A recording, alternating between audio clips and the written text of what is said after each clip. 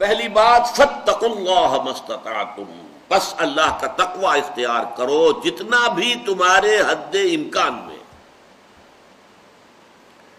تقوی کسے کہتے ہیں؟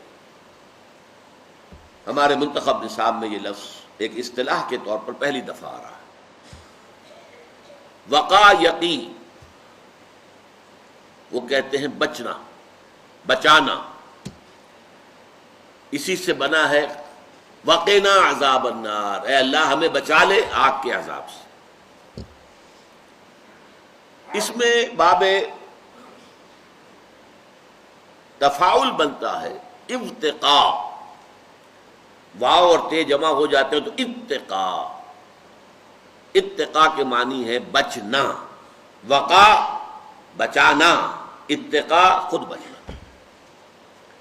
بدقسمتی سے اس کا جو ترجمہ ہمارے ہاں عام طور پر اردو تراجم میں ہے وہ ڈرو، اللہ سے ڈرو، یہ ترجمہ اچھا نہیں ہے۔ میں غلط نہیں کہتا، اچھا نہیں ہے۔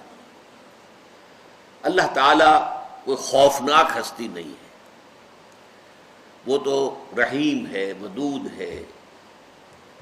اللہ تعالیٰ بندوں سے محبت کرتا ہے۔ الخلق و عیال اللہ، تمام مخلوقات اس کے کنبے کے مانند ہیں، لہذا وہ کوئی خوفناک شے نہیں ہے کہ ڈرا جائے۔ یہ ڈر کس طرح کا ہے؟ جیسے ایک سعادت مند بیٹا ڈرتا ہے کہ والد ناراض نہ ہو جائے، میں اپنے والد کے احساسات کو ٹھیس نہ پہنچا دوں،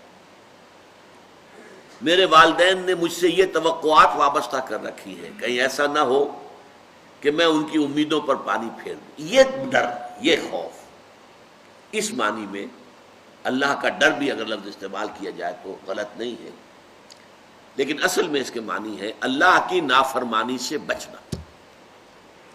اللہ کی نافرمانی سے بچو گے تو اللہ کے عذاب سے بچو گے، آخرت میں اللہ تعالیٰ کے عذاب سے، جہنم سے بچ جاؤ گے۔ اس کے ضمن میں بہترین تعبیر جو ہے حضرت ابی ابن کعب رضی اللہ تعالی عنہ، صحابہ میں سے، انصار میں سے ایک ایسے صحابی ہیں جن کے بارے میں حضور کی یہ سند ہے، اقرأہم ابی ابن کعب، میرے صحابہ میں قرآن کا سب سے بڑا عالم ابی ابن کعب ہے رضی اللہ تعالی عنہ۔ تو حضرت عمر رضی اللہ تعالی عنہ کے عہد خلافت میں ان کی شورا کا اجلاس ہو رہا تھا، تو ایک مسئلہ کھڑا ہو گیا، ہاؤ ٹو ڈیفائن تقوی، تقوی کی ڈیفینیشن کیا ہوگی، تقوی کسے کہتے ہیں، معین الفاظ میں تقوی کا مفہوم کیا ہے؟ تو بہت سے لوگوں نے اپنی اپنی رائے دی۔ حضرت عمر نے خاص طور پر، ابی ابن کعب خاموش رہے تھے، ان سے کہا ابی آپ فرمائیں۔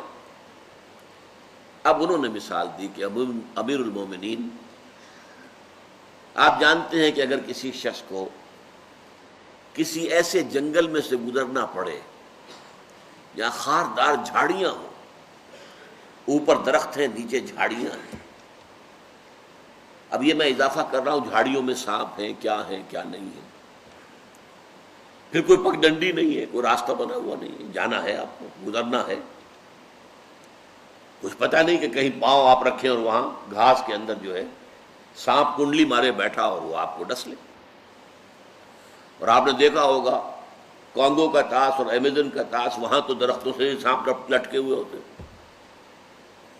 تو ایسے میں کیسے آدمی پھونک پھونک کر قدم رکھتا ہے، ہر طرف سے چوکس ہو کر، چوکنا ہو کر، کہیں میرا کپڑا کہیں کسی جھاڑی میں الجھ نہ جائے، کہیں میں کسی ایسی گھاس، لمبی گھاس کے اندر پاؤں نہ رکھ دوں کہ جس میں ہو سکتا ہے یا کسی موذی جانور کے بل میں میرا پاؤں چلا جائے، یا یہ کہ کوئی سانپ جو ہے۔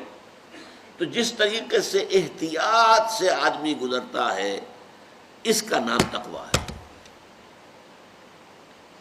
یہ دنیا جو ہے ہماری زندگی، یہ ایک گزرگاہ ہے، چل رہے ہیں ہم، اور یہ ایک ایسی گزرگاہ ہے، ہر چہار طرف معصیت، گناہ، اس کے جھاڑیاں موجود ہیں، گناہ کی دعوت موجود ہے، ٹیمپٹیشنز موجود ہیں، غلط کام کرنے کے لیے ترغیب موجود ہے۔ ان جھاڑیوں سے بچ کر نکل جانا، کہ بازار سے گزرا ہوں خریدار نہیں ہوں، پاک دامن گزر جانا وہاں سے، کوئی دھبا معصیت کا، کوئی دھبا گناہ کا، کوئی اللہ کی نافرمانی کا دھبا نہ لگنے پائے، یہ تقویٰ ہے۔